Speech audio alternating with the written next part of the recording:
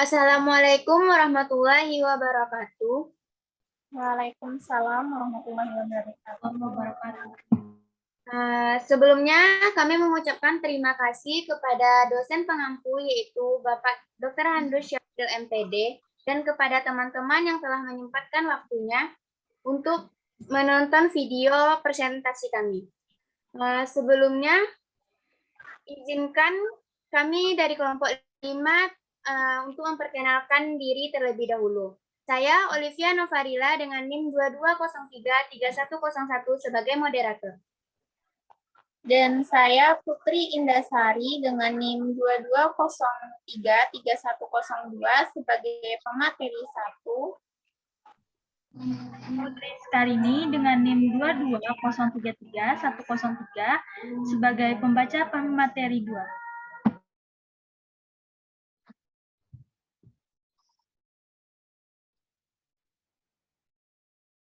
Saya Rahmadita Syafitri, NIM 22033104 sebagai pembaca pemateri 3. Pada kesempatan ini kami akan membahas materi tentang pendidikan sebagai suatu sistem. Yang pembahasannya pertama, pengertian pendidikan sebagai suatu sistem, macam-macam sistem, dan komponen-komponen pendidikan sebagai suatu sistem. Baiklah, materi pertama akan dibacakan oleh Putri Indasari. Kepada Putri Indasari dipersilahkan. Terima kasih kepada moderator.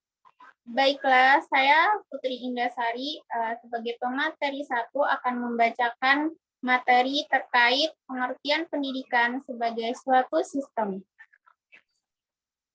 Menurut Ki Hajar Dewantara, pendidikan merupakan sebuah proses pengkodratan sebagai seorang manusia dalam memahami suatu ilmu pengetahuan.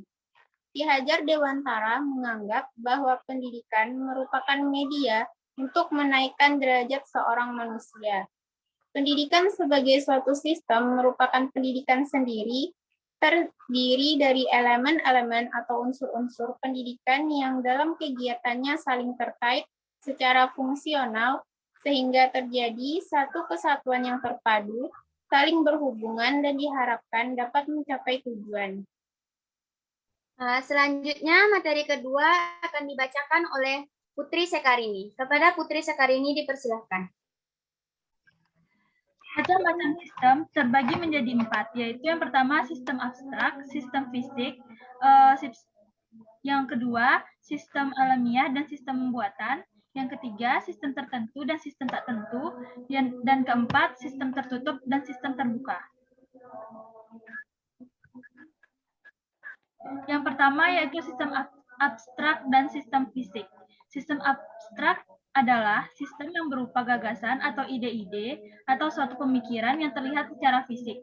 Contohnya ilmu ketuhanan atau suatu pemikiran tentang hubungan manusia dengan Tuhannya. Sedangkan sistem fisik adalah sistem yang terlihat bentuk fisiknya seperti apa. Contohnya seperti sistem dalam sebuah komputer.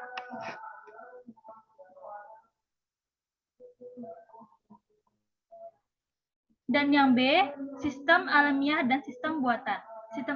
Sistem alamiah merupakan sistem buatan yang dibuat oleh manusia yang terjadi karena proses-proses alam tanpa campur tangan manusia. Contohnya seperti sistem tata surya. Sedangkan sistem buatan adalah sistem buatan yang dibuat oleh manusia yang melibatkan campur tangan manusia. Contohnya sistem komputer. Yang ketiga, ada sistem tertentu dan sistem tak tentu. Sistem tertentu merupakan suatu sistem yang dapat diperkirakan secara tepat seperti yang diprediksi. Contohnya seperti sistem komputer. Sedangkan sistem tak tentu merupakan suatu sistem yang tidak dapat diperkirakan bagaimana ke depannya. Contohnya sistem pemilihan presiden dan lain-lain. Yang terakhir ada sistem tertutup dan sistem terbuka. Sistem tertutup merupakan sistem yang dapat mendapatkan pengaruh dari lingkungan luar sehingga sistem ini tidak melakukan pertukaran materi energi. Contohnya seperti saat bekerja tanpa adanya bantuan dari lingkungan luar. Sedangkan sistem terbuka adalah sistem yang berhubungan dan mendapat suatu pengaruh dari lingkungan luarnya untuk mengubah input menjadi output. Contohnya sistem keorganisasian. Baiklah, terima kasih kepada Putri Sekarini. Selanjutnya, materi ketiga akan dibacakan oleh Rahmadita Syafitri. Kepada Rahmadita Syafitri dipersilakan. Terima kasih kepada moderator. Saya akan membahas materi tentang komponen-komponen pendidikan sebagai sistem. 1. Tujuan pendidikan. Yang A. Tujuan umum. Tujuan umum berarti tujuan pendidikan yang bersifat universal yang didasarkan pada hakikat manusia, yaitu kedewasaan. Yang kedua, tujuan sementara, yaitu tujuan pendidikan yang sementara dicapai untuk mencapai tujuan yang lebih tinggi. Yang C, tujuan incidental, tujuan yang terjadi tanpa unsur kesengajaan atau kebetulan. Yang D, tujuan intermedier, yaitu tujuan yang merupakan suatu alat untuk mencapai tujuan yang lebih lanjut. Yang kedua, pendidikan.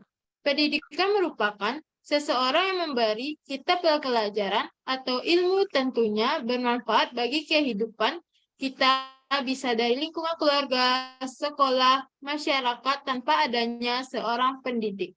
Maka kita akan kesulitan memahami sebuah materi yang ada. Yang ketiga, peserta didik. Peserta didik merupakan manusia yang memiliki potensial dan mengalami perkembangan sejak dilahirkan sampai meninggal dunia. Salah satu tugas pendidik adalah mengembangkan potensi yang dimiliki oleh peserta didik. Yang keempat, materi pendidikan. Materi yang diberikan harus sesuai dengan tujuan pendidikan yang mengandung nilai-nilai sesuai dengan pandangan hidup bangsa. Yang kelima, metode pendidikan, yaitu metode sendiri memiliki pengertian cara yang dilakukan untuk mencapai suatu tujuan pendidikan. Ada beberapa metode pendidikan yang ada, di antaranya yaitu metode diktatorial, metode liberal, metode demokratis, sentimental, dan persuasif. Yang keenam, media pendidikan. Media pendidikan merupakan suatu yang digunakan oleh seseorang pendidik untuk menjadi perantara dalam proses pembelajaran, sedangkan metode merupakan cara yang berfungsi sebagai alat untuk mencapai tujuan pendidikan. Yang ketujuh, alat pendidikan yang diartikan sebagai segala sesuatu yang digunakan untuk mencapai tujuan pendidikan tertentu, baik itu dalam bentuk situasi, kondisi, ataupun barang. Yang ke-8, lingkungan pendidikan. Lingkungan pendidikan merupakan tempat berlangsungnya proses pendidikan. Lingkungan pendidikan dibagi 3, di antaranya itu lingkungan keluarga, lingkungan sekolah, lingkungan masyarakat. Yang ke-9, isi pendidikan. Komponen yang ada di dalam isi pendidikan mencakup materi atau bahan yang diajarkan oleh pendidik. Materi yang disampaikan tentunya merupakan ilmu pengetahuan yang membantu pendidik mencapai tujuannya. Sekian, terima kasih. Baiklah, terima kasih kepada Rahmadita Syafitri. Kesimpulannya, pendidikan adalah proses perkembangan seorang individu menuju pendewasaannya. Hal ini juga berarti bahwa pendidikan tidak akan berhenti dan akan terus berkembang atau tidak ada habisnya. Sistem merupakan hal yang bergerak untuk mencapai suatu tujuan tertentu. Hal ini dapat disimpulkan bahwa sistem memiliki cita-cita yang ada di dalamnya, dan pada suatu sistem terdapat sebuah konsep dasar yang mendasar suatu tujuan.